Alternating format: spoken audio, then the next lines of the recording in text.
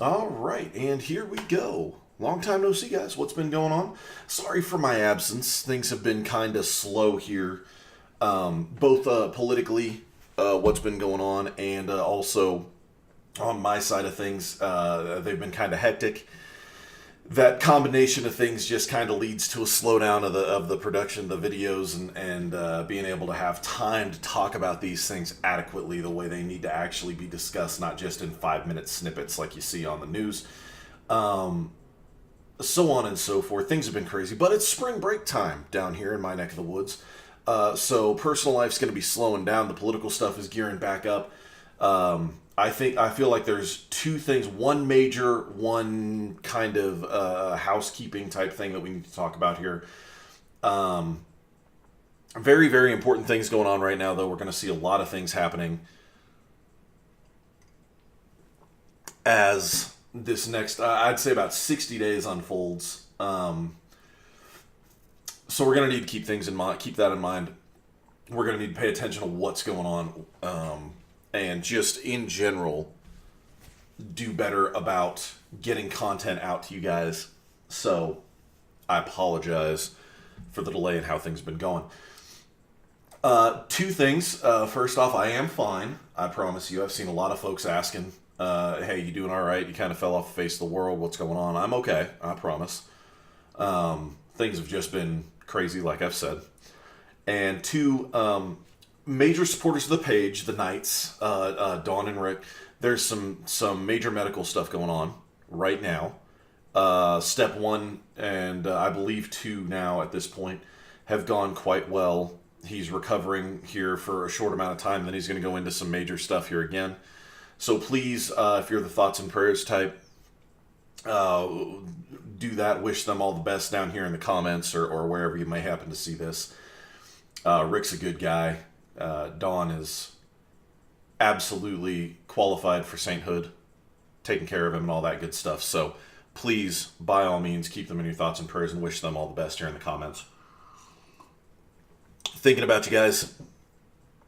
Keep fighting the good fight. It'll be over soon. Glad to hear that you guys got a good medical team taking care of things for you. Outstanding. Glad to hear it. Let's get into it. We're at the 2:30 mark. We're gonna 2:30. We're at the 2:30 mark, and we're gonna get into it here. Today's episode 12 of the Civically Minded Nationalist, is going to be entitled something to the extent of "Crenshaw might be the last hope for our dying republic," and the Democrat smokescreen going into 2020. You'll have to forgive me. This is only cup 2 of my thin blue line from Black Rifle Coffee Company here this morning, so you guys are going to have to bear with me. I'm going to be hitting that kind of hard, diluting the blood in my caffeine stream and getting on track. Let's talk about Crenshaw here and how he's turning heads in our government.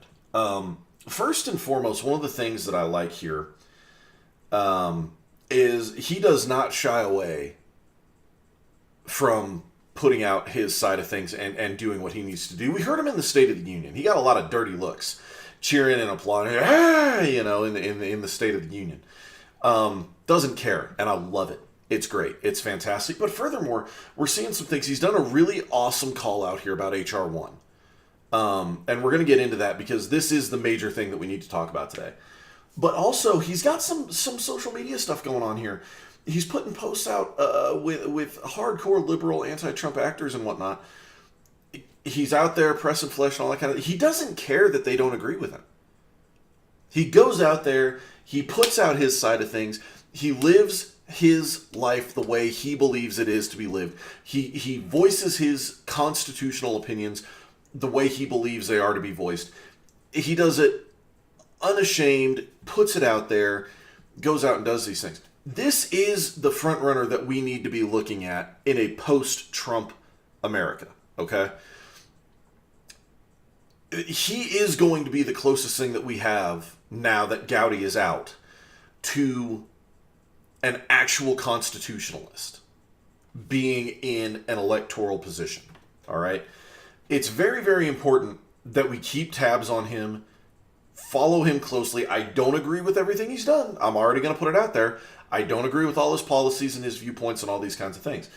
But as far as actually someone who can get us back in a statesman-oriented position in this country, or a mindset in this country, I think Crenshaw's the guy to do that. We need to keep an eye on him. And he's very closely tied in to the first point of today. If you guys remember, I think two times, twice, possibly three, maybe even four times, I have brought up HR1, the bill HR1 with you guys. And I know a lot of you guys have gone out and you've tried to get your friends and family to pay attention to it and say, you need to get loud about this. This cannot be passed. They didn't take you seriously. I know they didn't. Now they're paying attention. Okay? And Turtle Man has come out and he said, this doesn't have a chance of passing on the Senate and whatnot. Those are great words. I'm seeing a lot of analytics companies looking at this bill who disagree, sometimes even upwards of a 70% chance of passing, okay, in the Senate. That's dangerous. That's kind of scary. And a lot of these guys are typically right. The one of them that I use, they're not as accurate, but I do like them. This GovWatch site that I use, they've even got it all the way up to a 74% chance of passing the House or the Senate. That's what I'm going for. Passing the Senate. Clearly, I need some more caffeine. Is it too much caffeine or not enough? So as this progresses, we have to keep a very good eye on it. And now is the time. You guys have done your part. You've put out, hey, listen, HR1 is dangerous. And we're going to get into why. If they're still not sold that HR1 is dangerous, please have them watch this video. At least the first half of this video. So that they can see where the danger is in this and how desperately we need them to get a hold of their representatives and say, no, this doesn't pass the Senate. It should have never passed the House. We have a dangerous situation brewing right now. This is terrifying. Please, please, please, if you have any interest in this republic surviving, we need to shoot this down definitively, okay? Let's get into why. The reason I tell you guys to pay so close attention to the bills is because it gives you a very clear understanding of what the traitors in this republic, who have infiltrated this republic and have worked their way up to the very pinnacle of power in this republic, are trying to do, because they can't tone it down in a bill. Either it's there clearly, worded easily for everyone to see, or it is absent entirely from the bill. Both options there are equally important. In this case, we have an absence that speaks volumes. Crenshaw brought it to light. They put it out there, and it's terrifying. So HR1 is a total farce, okay? It sounds so good on the outside, but it's an absolute dangerous pitfall, destructive to the infrastructure, the electoral infrastructure that we practice in America here today. It's honestly, HR1, I liken HR1 to the way the vast majority of organized Christianity is practiced within the United States today. Case in point, most organized Christianity today is practiced as God is this pink fluffy bunny of love who's cool with your eternal soul so long as you tried your best, okay? Here's your participation trophy and access to heaven. Good job, you've done so great, okay? Now listen, I don't care what your religious or afterlife views are, or how you view the cosmos or anything like that. I'm giving you an idea. Just giving you the example of what's going on here, okay? That's what modern day Christianity in America tries to boil it down to across the board. Not a universal, okay? There are still some biblical practicing Christians out there in the world. They're in America. They're fewer and fewer and fewer. The Bible is very, very clear on what God expects of humanity and the consequences for ignoring his guidance and the way he sets things up to work. And as we go through all of this, the further we turn from that, the more insane and, quite frankly, anti-biblical principle is being practiced within churches within the United States. That is the religious equivalent to what HR1 is. HR1 is the exact same thing. You can read HR1 and it's very easy to be overcome with the skim milk, watered milk version of the message that it holds, right? It's easy to sit there and say, oh, greater access to the ballot box. That's such a good thing, isn't it? We all want better access to the ballot box. We want more Americans voting for the outcome of American politics. That sounds good. It's easy to be drawn into that message. People being able to cast absentee ballots online and register to vote online and do all these things online. This is so good. It'll simplify so much stuff, okay? Because, those very same people that we're trying to tell you aren't smart enough to go get a driver's license and go vote on their own. They has the interwebs in their house. And they're smart enough to function the interwebs, okay? Yes, it is that stupid. It is that insane. That's what they're trying to say. And on the surface, it sounds easy to buy into. We got military guys stationed in Germany, Korea, who knows where. All over the place, deployed. And we want them to be able to cast their ballots and be able to do these. This is a good thing. That's what it sounds like. Here's the problem. HR1 fails to specify how to safeguard these processes. These are the same processes that we're already seeing grossly violated without internet interference right now. There's clips going around all over the place, including all the way up to the mainstream media. They didn't really cover it, but they said something about it, where this guy in California investigated how is it possible that we have 47 ballots cast, all for Democrats, from one address. Is this an apartment complex and people just aren't specifying it? What's going on, and why are they all voting Democrat? There's registered Democrats at this address. There's registered Republicans at this address. There's registered Independents at this address. How in the world are they all voting from this address? What's going on? Let's go see what this building is so we can clarify it. They go, they investigate. There's no building on that lot. The lot is there. There's no building. And yet people are casting ballots already from this. If you can't safeguard our current situation from that, then how in the world could you ever possibly hope to safeguard online registrations, online absentee ballots? Mark my words. HR1 passes, and you will lose Republicans across the board in states that they would never have lost before, will lose ballots, will lose elections due to recount of online absentee ballots. I assure you, I promise you that is what is going to happen here. That is the reason that this is the way it is. If you don't believe me, I will include the link to HR1.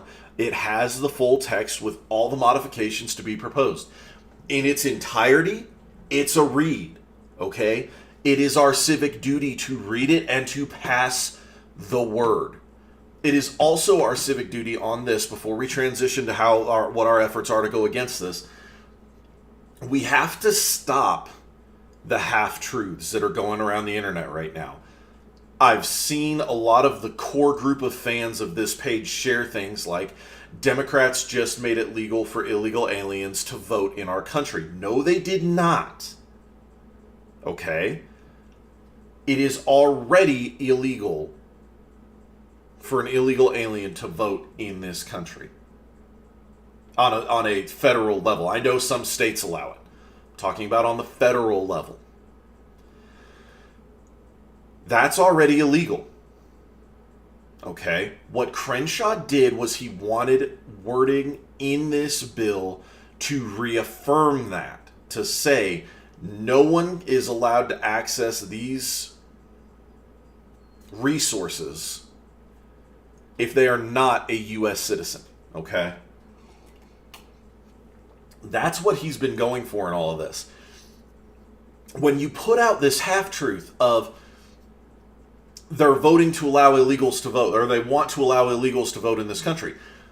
Yes, that's true, but that's not, the way it's being portrayed is not accurate. Please stop sharing that stuff and put out logical arguments like this. This is why the whole communication of political ideology through memes is so friggin' dangerous and disgusting, and I'm tired of seeing it happen. Because they try to summarize this whole bill down into a 2-sentence meme, and then everyone gets to sit there and go, no, that's not accurate, that's not true, this is wrong, this is so untrue, you're lying, you're so lying. And then you get bogged down in this fight of, am I lying or not? Don't even let him bring up the argument. Share what it is, read what it is, get it put out in its entirety, in all of its context, so that we can actually effectively argue against the dangers that this bill presents, okay?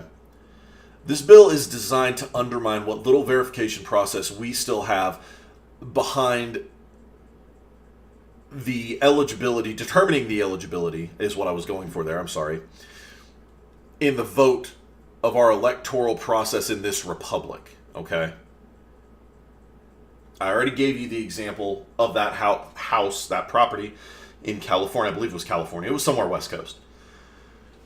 That's dangerous. So enter Dan Crenshaw and his effort to reaffirm that illegals cannot vote in our elections, okay? Crenshaw and the guys who supported him and the people who have been watching this bill, they've pulled out. You don't have to take my word for it. Look up Crenshaw's opinion. Look up the people who support Crenshaw.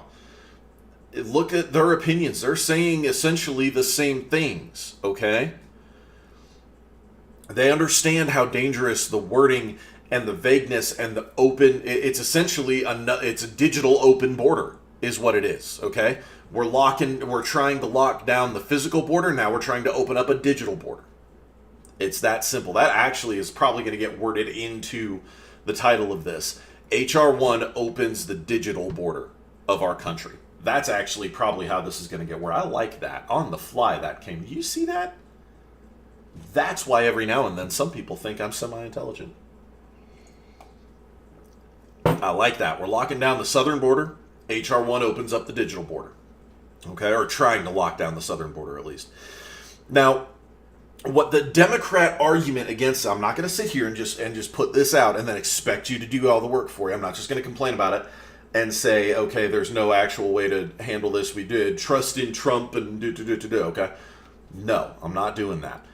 Here's what's up. The Democrats come back with, it's already illegal, just like they came back with it's already illegal to kill a live-born child in the United States. We're not going to reaffirm that that's illegal.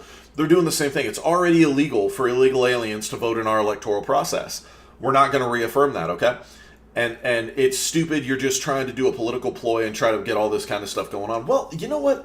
We live in a world, in America, in a country where the 14th Amendment apparently somehow says abortion is okay. We live in an America where the Second Amendment is there expressly to be infringed upon, even though it says shall not be infringed. So it's entirely reasonable, even almost your civic duty, your civic responsibility, to force the government to plainly and clearly express itself within any legislation it's attempting to pass. That's what Crenshaw comes out and says. That's what he says. Listen, the wording here is dangerous. This is not okay. As we're fighting to close the border, you're opening us up to assaults to our, what he called democratic process. I call it electoral process because we're not a democracy. You're opening up an attack on our democratic process, a whole new attack on our democratic process. By doing this, what we want you to do is reaffirm within this, make references to the laws that are already on the books, all these kinds of things, that these avenues of voting and registration and so on and so forth are only available to U.S. citizens. The Democrats refused. Outright, blatantly. And I'll give credit to the half dozen of them that voted no against this. You're not JFK Democrats, but you're not nearly as far gone as so many of your comrades. Yes, I chose that word intentionally. They're not ashamed of it. Why should I be? So Crenshaw comes forward and says, with so much on the table these days, we want a bill that reaffirms that only citizens can vote in our electoral processes. We want this bill to include and reaffirm that that's that. Dems say no. I don't need to explain anything else outside of that. That's where the Democrats sit on this topic. And if you bring it up like this, and not through some meme that says they voted to allow illegals to vote, well, you have a much better opportunity to get some of the clear-thinking, more rational people, middle ground moderates, to be able to look at this and go, oh, yeah, I see your point. I see the point you're trying to make now. That makes sense. I can see where your concern is in all this. That makes sense. Okay? I myself have had to go through a couple of times and explain this situation to some of my folks, not folks, not like my parents, but some of the people in my life who are not quite as politically savvy, who look at this and they go, I don't see the problem. And if I came at them and said, it lets illegals vote, well, they can look at a summary of the bill and go, no, it doesn't. Why are you so worried about that? It doesn't do that. But if I come in and I say, this opens up, there are no means to safeguard this process. We already have abundant evidence from the last about 4 primary election cycles, that show we have a very porous system as it is. There's very little safeguarding going on. There's massive electronic malfunctions. Apparently you can have boxes and boxes of provisional ballots that somehow are all Democrat, by the way, stored away in vans and at airports and stuff. You already have an extremely questionable process. Now you're going to open that up to the internet? How many times have you gotten an email in the past 5 years that says your personal information has been compromised through a breach at this website, or a breach at this website, or a breach through this organization, or the accidental sale, which is always confused me. How do you accidentally sell someone's information? The accidental sale of your information. And you think this is going to work? And then when we sit here and we say, hey, reaffirm that this is only for citizens, they say no. That right there should be enough for everyone to go, no, if you're not going to reaffirm that this is only for U.S. citizens, then absolutely not. And that's what wins those people over. That's what wins that argument. That is the argument that you call your representative with, and you say, this is why I'm against it. This is what the problem is. It has nothing to do with them saying that illegals can vote, because it doesn't. It has to do with safeguarding our electoral process in this constitutional republic. That's how you do it. That's how you portray the argument, and that's what you need to do. Folks, the reasoning behind this is very simple, because the simple follow-up question after this is, well, why would they do that? That's just, is your tinfoil hat a little bit too tight? Do you need to loosen it? Why would they do that, folks? It's because Trump finally threw the hammer down, okay? He came out and he said, yep, you're going to sue me. Yep, this is going to be a legislative process, a judicial process now, but we are going to secure the southern border. Okay? And they went, crap, now what do we do? We have this massive amount of illegal aliens in our country already. We have so many more that we were going to try to bring in over the next 2 years. That's going to be impeded. That's going to slow down. We need to figure out how to steal the election by illegal means. How do we do that? The internet. And quite frankly, I'm surprised it took them this long to come up with this. I really am. It stuns me that it's taken them all these years to go, we don't need the southern border. We just need the internet. We've corrupted the electoral process so heavily over the past 15 to 20 years anyway. We've destroyed the faith that I would argue 70% of Americans have in the electoral process. So why even worry about the southern border? Just open it up online. They won't notice. They won't even pay attention. It's actually an ingenious way to implement the pinnacle of Cloward-Piven's strategy, which is exactly what this is. They've inundated our economy, our infrastructure, with people who are not American citizens, have no interest in being American citizens, and do not want to assimilate to the American way. They want to continue living the lives and the political ideologies that they, quote-unquote, fled from, which they didn't actually flee from. And they want to bring it across the border, through the ports of entry, wherever, into our country. Okay? It's that simple. That's what they want to do. They're able to do it now. It is the absolute pinnacle, as I said, of Cloward-Piven's strategy. And now they're trying to allow them to vote. This shouldn't surprise anyone if you've watched things at the state level, because several states actually have illegal aliens who hold office. I'm not kidding. By the way, yeah, if you remember 15, 20 years ago, maybe even up to 10 years ago, the argument was they just want the jobs that no Americans want. If you wonder why people don't trust Democrats in this country, that's why. They have other reasons for not trusting Republicans in this country. But as far as Democrats are concerned, that's a main reason, okay?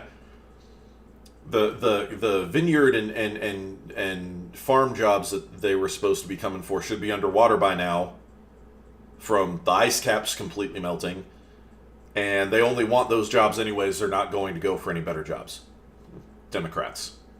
That's why you can't be trusted. So the point now is, how do we address this? Okay. There is civic recourse. There really is. If you blow up your poor choice of words. In the army, blowing up someone's phone means calling them nonstop. Okay? Let's clarify that. Habits. Interesting habits. If you repeatedly and excessively contact your representatives and go out there and let them know your fears and your concerns and why this should not be passed and why they will not get reelected if it does pass the Senate, that is how you are supposed to go about this. However, Crenshaw summed it up very, very well. He put out a tweet that Trump retweeted, in which he said, this is a summary, this isn't a direct quote, there's no middle ground now.